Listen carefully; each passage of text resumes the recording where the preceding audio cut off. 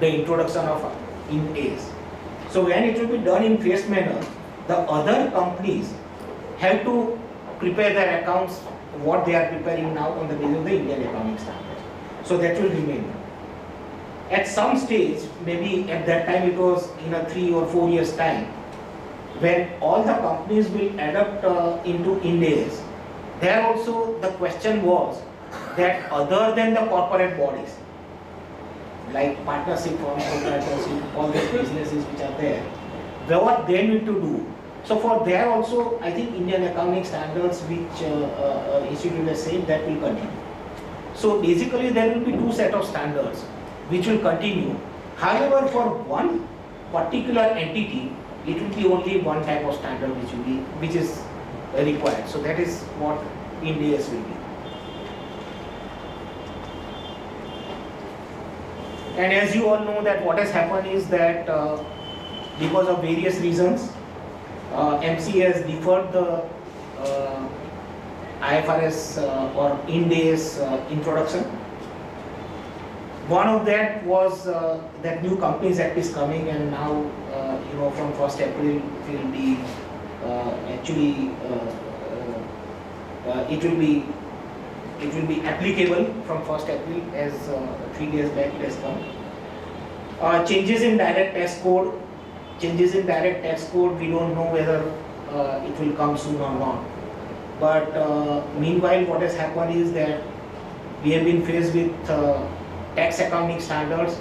So what they are saying that once tax accounting standards are there, they are dealing with certain things where in IFRS certain things need to be done. What will be the tax implication of that? So that will be helpful. And IASB revamping certain standards, as I was mentioning. Many standards have been revamped totally. Many standards, major changes have been made, and that is at a stage where it is at a draft stage, it is getting finalized. So that is why it was delayed. But if you will now see that all these reasons are again is being complied with, rather all these have been resolved, and that is where now the move is again started, and whether we should introduce Ind AS or not.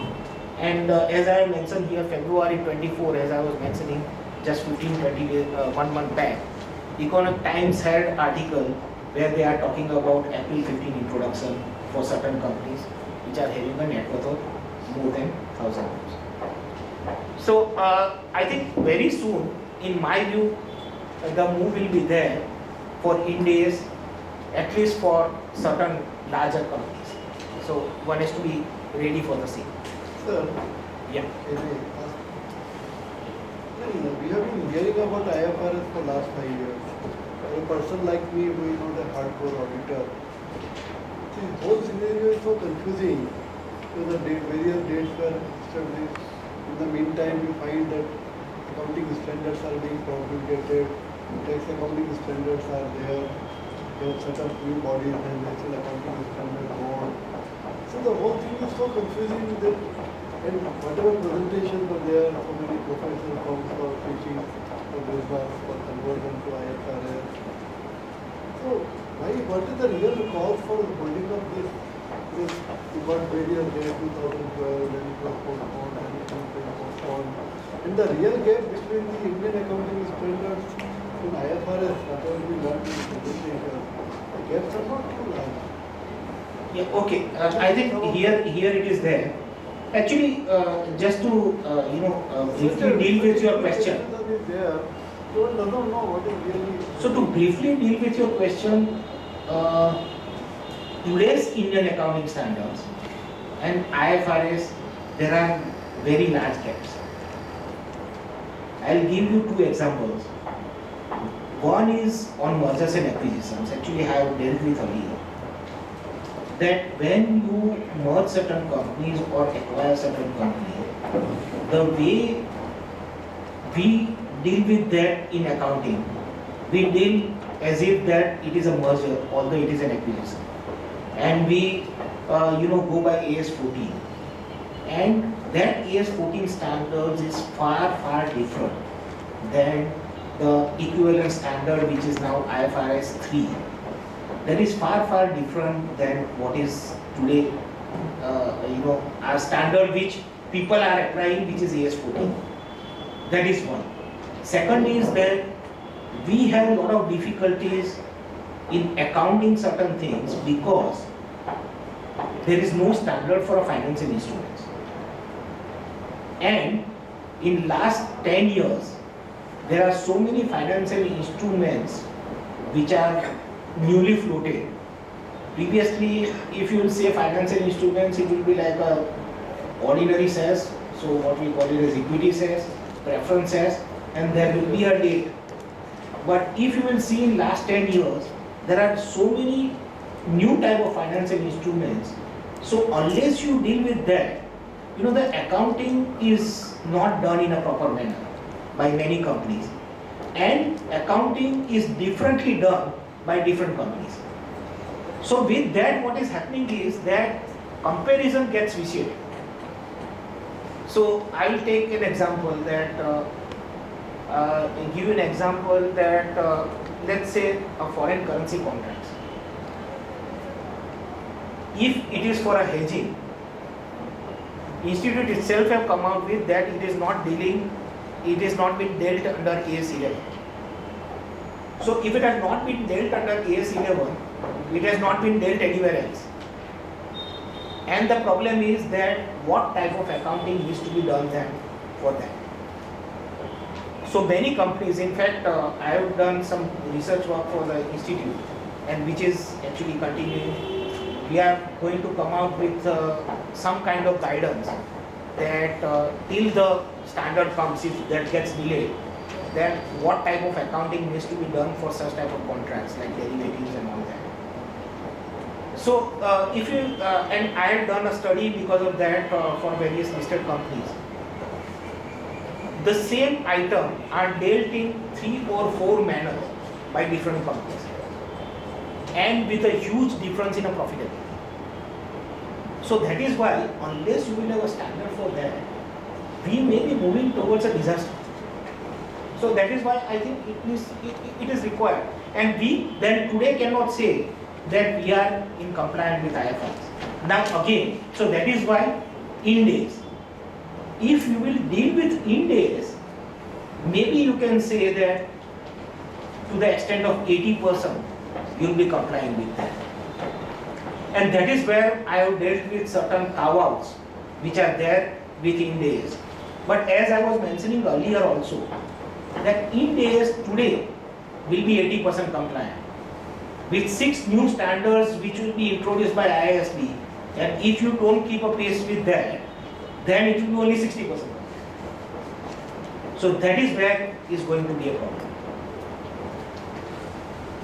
So basically, there are only few areas of large such accounting is I will say that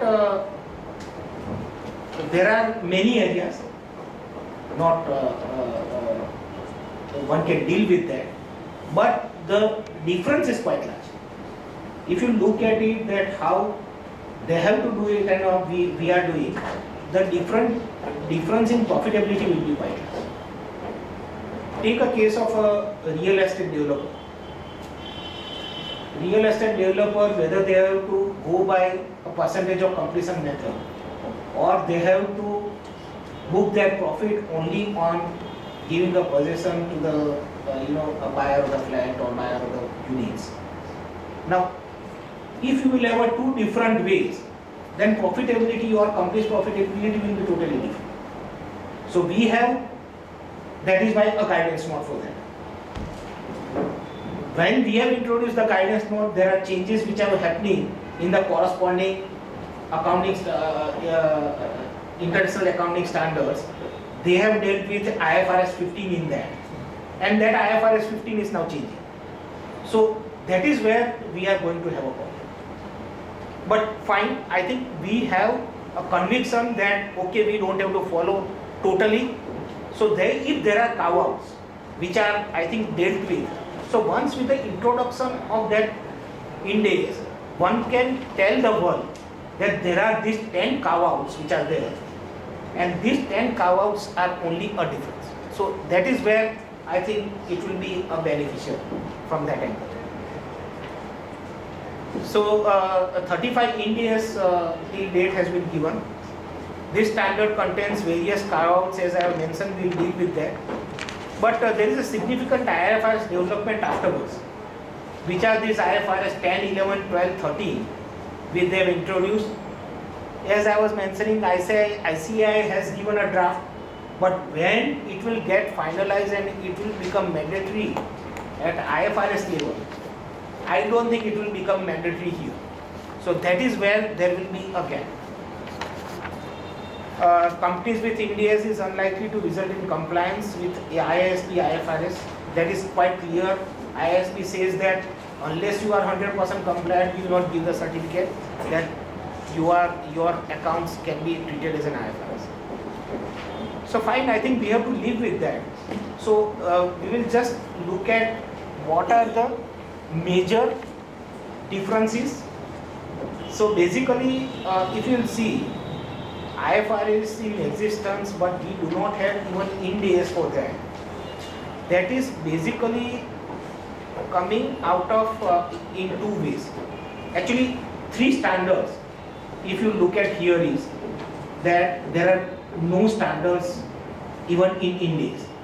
First one is accounting and reporting of retirement benefit plan. Now there my view is that is typically, all these US, Europe, where they have large pension funds, large such type of entities which deals with these retirement benefit plans. It is so large that it will be more than the market capitalization of our exchanges. So each one will be so large. So for them, they will require a different standards. We have, for a provident fund trust, let's say, for a provident fund, for LIC is managing, let's say, certain schemes on gratuity. For that, I think the standards will be applicable. So it has a limited applicability. So if that is also not there, immediately it is fine. Second standard is IS 41, which is on agriculture. I have attended and certain ISB where this agriculture standard discussion was there. What I also felt is that at international level, because the agriculture countries are not properly represented, these standards may require certain changes. And that is where, in our case, there will be a lot of companies which will be agro-based things will be there. If they are holding plantations and all that things will be there. So there basically what they are saying is, I will just tell you the gist of that. Basically what IAS says is that all agriculture produce, you have to take it at a realizable value. So when the plants are growing, the fair value changes every day. And so when you are completing your year end, you have to see that what is the fair value of that. So fair value, how you will work out that, what is the produce expectation out of that, and on sale of that, what will be there. So that's going to be too complicated thing. So what I think our institute has recommended is that when it is growing, you don't touch that. But when the harvest is done, after that only you introduce and make a standard application. So for the standing crops, I think you have to deal it in a different manner. You deal it as if whatever cost is incurred, you carry forward that. Not anything else, because it's very difficult. And here we do not have a scientific way of agriculture. So you may expect that I will get 100 crores out of that, and finally when the produce comes into the market, you may fetch only 50 crores. So that is why I think it requires a change. So that is also fine. IFRS 13, which is on a fair value measurement. Now there is no standard for that. But there are a lot of fair value measurement which needs to be done as per Ind AS and IFRS. So that is why we require that standard. Without that, it will be difficult for us to follow the other standards. And that is why at present it is not there, but we strongly require that. Then of course IFRS 9, which is on a financial instruments, as I was mentioning that we have a standard today, which was not being mandatory. It was to be mandatory from 2012, but it has not yet become mandatory. So that is AS 30, 31 and 32. Those financial instrument standards, what has happened is that equivalent standards were there, which is IS 39 and 32 in IFRS structure. However, the major changes in that has been made, and they have introduced a new consolidated standard IFRS 9. Now there are a lot of changes which are there. We need to deal with them. So if we will still introduce AS 30, 31, 32, there will be large differences between IFRS 9 standard and our Ind AS standard. However, my view is that we should introduce at least a standard on a financial instruments. If we will not have that, we will have a major difficulty and maybe a major accounting goof. So let's see that whether Institute at least is coming up with some guidance on that. Then IFRS 10, which is on a consolidated financial statements. There is already a standard on a consolidated financial statements. However, there is a revision which has been done. So we also in Ind AS we have on the basis of the old standards. So there also we will have a difficulty. And then there are certain standards on disclosure of interest in investment entities, not major, and regulatory deferral accounts. IFRS 14 is typically says that you don't follow the accounting standard. There is a standard on regulatory rate businesses. So if let's say take an example of HPCL, which is to say that they have to sell their product at certain rate. So they are basically a regulated rate company because it is not in their hand. So if there is a regulated rate, what IFRS says is that you need to deal in totally different way. It is not as if that you are doing the business. You have to have a balance sheet that whatever profit which is generated out of that, so the asset doesn't belong to you. Only at certain percentage, whatever profit comes, that profit belongs to you. So take a fertilizer companies where there are subsidy based. There also take a power companies where it is, they work based on certain return on their capital with the government. So there are agreement with the government by which they will get certain fixed return. So when they say that if it is like that, then the assets which are there, which although you have you have purchased or you have prepared the plant, you have constructed there, it will not be in your balance sheet because those assets basically belong to the government and you are only interested in the profit out of it. So it's complicated, but basically that's a major change, and that is where IFRS 14 has been introduced, which says that temporary measure for where there is a first time adoption, you don't follow the accounting standard on regulatory rate. So what we are following today can be continued. So that's IFRS 14, which is recently which has come. IFRIC not introduced in Ind AS is IFRIC 2, which has not been dealt with. Basically that is on member shares in cooperative entities and similar instruments. So maybe a PE firm, which is dealing with lot of investments in different companies, cooperative societies, cooperative other entities, where like let's say there is a PMS schemes where the fund is collected by an entity and then it has been invested totally. So all that is not, how it has to be dealt with is not getting covered. And IFRIC 15 is getting changed, so that is why it has not been covered. What is it? IFRIC is interpretation. IFRS interpretation is called IFRIC, so International Financial Reporting Interpretation. So that's a IFRIC. And earlier it was IAS. At that time it was SIC.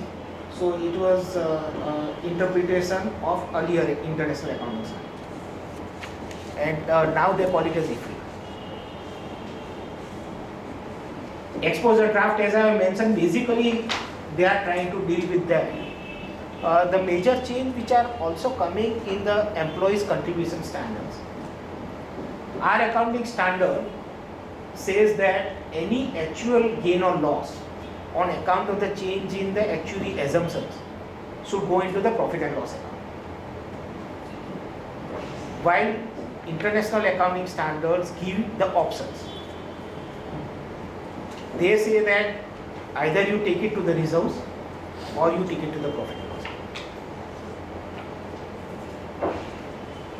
Or there was a corridor approach also which was allowed, which says that you can take it to the comprehensive income, other comprehensive income. So that change is there. So whenever they are changing that, they are saying now corridor approach will not be allowed, and that is why our exposure draft is also there. On derivatives and continuation of a hedge accounting, it's too complicated, but we have not even gone to hedge accounting, so it is very difficult to explain that. But basically it says that certain hedging relationship will continue even though if you will roll over certain contracts. Then there are changes which are happening in Ind AS 37, which is on contingencies and provisions, which is equivalent to our at present AS 29. So there are certain changes which deals with the levy of the government and how the provision needs to be made. So that is also, all these standards, as I was mentioning, it has been exposed here also. But if you look at what is the response, the problem is that at the exposure draft stage, you get hardly any response. As the typical Indian mentality is that when it will become mandatory, at that time you will look at it. And when it becomes mandatory, it becomes very difficult to implement it. So at that time, lot of suggestion comes, and then it's a problem that what needs to be done. And as we were mentioning that although MCA has already done Ind AS, why it has not been introduced? Because when the date of introduction came, the people woke up